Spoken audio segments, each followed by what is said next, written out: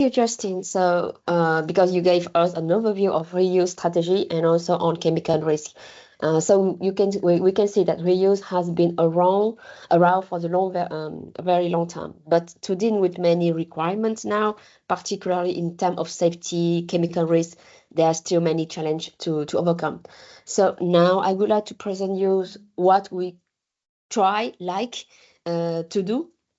Yes, so the first draw the European project Buddie-Pack. So first, I present myself, Mai-Phuong Nguyen, research engineer at National Laboratory of Metrology and Testing in France. So we work my um, my research field is on chemical risk of food contact materials and also material in contact with cosmetic products. So we are now understand that we need to change the model from linear to circular economy, but it's a real safe. So I'm trying now to list a few challenges. Justin have already to talk about it. We have the regulatory limit because we don't have a clear text telling us what to do. The only thing we have is the European Plastic Regulation 10 2011. They only require that the series of three migration tests and doesn't question how about the matter behave after 10 or 50 cycles of use. We don't take into account the aging state of the materials. We can also state some several risks of contamination like microbiological, chemical, physical allergenic. Also the risk of microplastic release, hygiene, misuse, etc. So now, today we focus only on chemical risk because it's my job. We know that we can observe the phenomenon of migrations of substances coming from packaging to food when we put in contact food and packaging, but we can also have the reverse transfers of food constituent to packaging, sorption reactions, like because remember if you put your tomato sauce in the plastic food storage box in PP, you can see the coloration after the washing. Also, we can have the cross contaminations between materials during washing step, between food grade and non-food grade reuse. We can also have the misuse during reuse and recycling. And also during the washing, we can expect that we have the sorption of detergent constituent.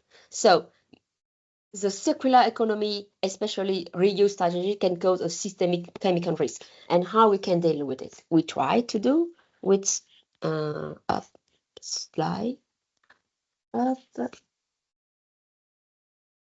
okay. With Buddie-Pack project. So Buddie-Pack project is a European project. We have on the midterm of the project, the coordinators, the IPC, Industrial Technical Center of Plastic and Composite in France.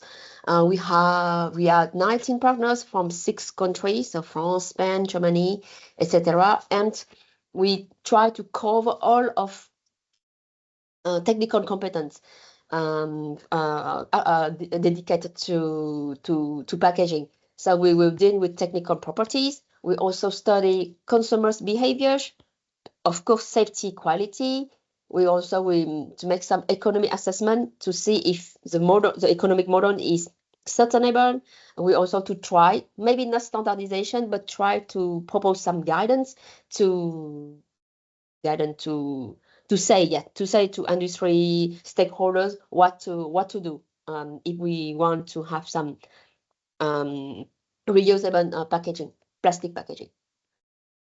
So here is a conception of Buddie-Pack project. So yes, LNE, CTCPA, IPC, we deal with the safety aspect, also actually with communications. We have all the partners on technical properties, innovation, economy, social behavior, and also we have 2 washers. They will dedicate their pilot light for the project. So here in the Buddie-Pack, we believe that we don't have the universal solution for all things. So we try to propose 4 case study, and each task or work package will be organized around this work use case. So the first thing we have the reusable tray on the catering. So for the food consumption in professional premise, that is the case B2B, also the reusable packaging for meat products. We can have some reusable case study on for takeaway food in the prepackaged food in supermarket, and also in reusable refill bottle. So it's a B2C case. Here, so after the midterm of projects, so we have already have the design, the optimal design of for own case study. So for the Oxolan is a case study of the catering tray. We have two prototypes, multi-portion and single portions. Also for Vital, the case study is a case study dedicated to takeaway food is a supermarket. For the down meat case study is a tray for in contact with meat products, and the ACV button is a button for detergent for the refill. So for this work package, or for this step, we need to take a good compromise between the mechanical resistance and also in the way, don't forget that we need also to reduce the waste. So it's to make the good compromise.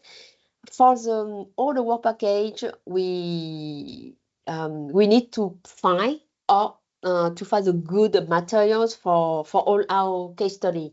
So first of all, we have we have many knowledge on the plastic packaging. We have candidate like polyolefin for polyethylene, polypropylene, PRA also treatant, and some polyester like polyethylene phthalate. And after the first test, with taking into account the aging steps, also some mechanical and safety assessment, we choose. We have four material like PTG, CPT, PBT, and PP for all our case study. And now the work package that involve LNE and all those and our partners is to develop the risk assessment and management approach for reusable plastic packaging. So here the first thing we have in our mind in this work package is we need to propose the accelerated aging test, because until now for all of kind of assessment test, we always work with the new materials. So now we need to propose to set up the protocol of accelerated aging. And after, when we get the age materials or age packaging, we will perform on kind of migration, NIAS assessment, contamination test, also microplastic release, and and also the first step, we need to design the decontamination equipment appropriate for each case study. So it is an overview of the task dedicated to safety assessments. And so here is the first result. So when we start the project, we don't have the optimized prototype. We don't have the optimized packaging. So we develop all of our experiment approach on existing packaging. So we use reusable PP, so polypropylene trays. It's a photos you can say here. So we go with the assumption that we can use up to 20 seconds of this kind of PP tray, and we develop a protocol of accelerated aging covering all of them, like contact with food, transport, distribution, use, and washing. And we combine several aspects: mechanical, physical, and chemical, mechanical. Yes. And for the existing packaging, we just want to access on the migration testing and IAS analysis, And we can see that for the overall migration, a specific migration, we have the issues. For example, well, for the PP tray, like that, after 20 seconds of use, we can observe the migration, overall migration level double or 10 times greater of age compared to the new packaging. And also for specific migration, for one of two tray, and I don't remember, we have the migration of primary aromatic amine exceeds the SML, the limit, that's which is 0.002 milligram per kilogram. And also we perform the NIAS analysis. That means that we make the total extraction by solvent of the new and the age packaging with dichloromethane and methanol. It is a strong solvent to extract all of substances. And we focus only on the semi-volatile substances. That's why we use GCMS, so gas chromatography coupled with mass spectrometry. And we compare the chemical fingerprint.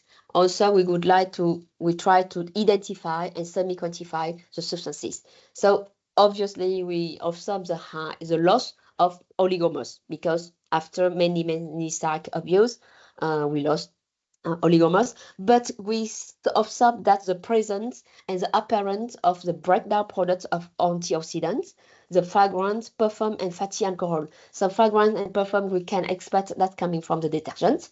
And the fatty alcohol, because during the aging protocol, we use oil like medium of food to mimic the food. And maybe the fatty alcohol coming from the oil we use. Now, so don't be afraid that because this their result corresponds to the existing packaging, reusable PP tray. And now after we have now the good prototype for our case study, I don't present here now today the results because we don't have the full assessment. But for the first results, it's more encouraging because for the overall and migration, specific migration, the results are very, very good.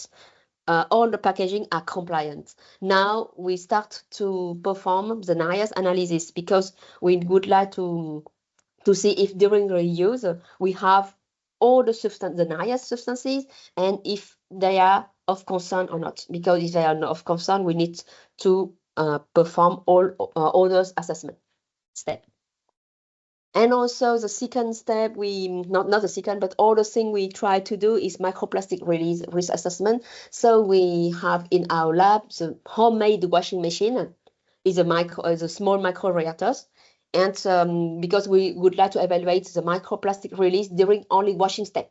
And after the centrifugation and filtration step, we will analyze the microplastic for distribution of size, concentration and particle mass fraction, and also if we can identify the microplastic.